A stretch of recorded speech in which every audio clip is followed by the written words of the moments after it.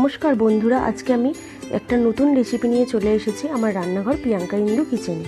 তাহলে চলুন বন্ধুরা দেখে নিই আজকে খুবই সহজ একটি রেসিপি, কাঁচা আম দিয়ে টক ডাল। এটা গরমকালের দিনে খুবই একটা উপকারী রেসিপি। এটা অবশ্যই আপনারা বাড়িতে ট্রাই করবেন আর সাবস্ক্রাইব করবেন আমার চ্যানেলকে, লাইক করবেন। আমি এখানে ডাল নিয়ে নিয়েছি একটা ছোট বাটিতে, দুটো আম টুকরো টুকরো করে কেটে নিয়েছি, ফোড়নের জন্য তেজপাতা, শুকনো লঙ্কা, সর্ষে নিয়ে নিয়েছি, এখানে হলুদ গুঁড়ো নিয়েছি, লঙ্কার গুঁড়ো নিয়েছি, চিনি নিয়েছি আর স্বাদ মতো নুন নিয়েছি। আমি ডালটা সিদ্ধ হতে বসিয়ে দিয়েছি।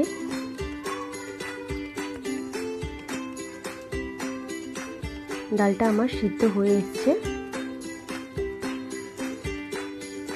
এবার আমি এর মধ্যে আমগুলো দিয়ে দেবো। ডালটা সিদ্ধ হওয়ার আগে আম দেবেন না, তাহলে কিন্তু ডাল সিদ্ধ হবে না।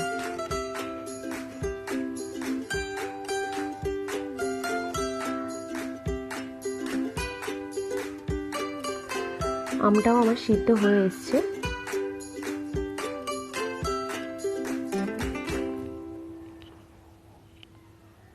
এবার আমি আম ডালটাকে নামিয়ে নেব।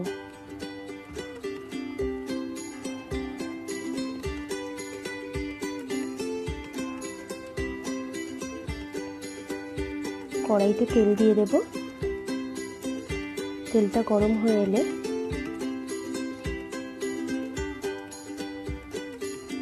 আমি একে একে শুকনো লঙ্কা, তেজপাতা আর সর্ষে ফোড়ন দিয়ে দেব। এটাকে ভালো করে নেড়ে চেড়ে নেব। ফোড়ন থেকে যখন সুন্দর গন্ধ বেরিয়ে আসবে তখন আমি নুন, হলুদ আর লঙ্কার গুঁড়োটা দিয়ে নেব, দিয়ে একটু নেড়ে চেড়ে নেব।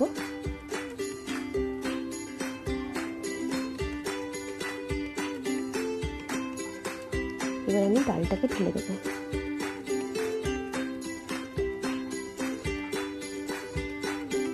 আমি একটু জল অ্যাড করবো, ডালটা আমার খুবই ঘন আছে, সেই জন্য আপনারা যেরকম ঘন ডাল খাবেন সেই রকমই রাখবেন।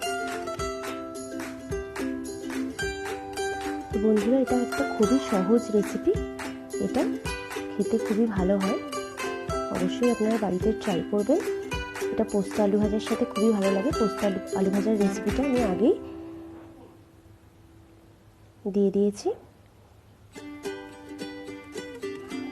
ডালটা আমার হয়ে এসছে। এবার আমি এর মধ্যে জিরের গুঁড়ো অ্যাড করে দিলাম, ভালো করে ফুটিয়ে নেব ডালটাকে।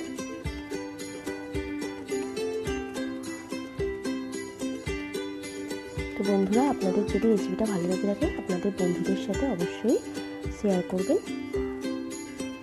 আমার তৈরি হয়ে গেছে কাঁচা আম দিয়ে টক ডাল।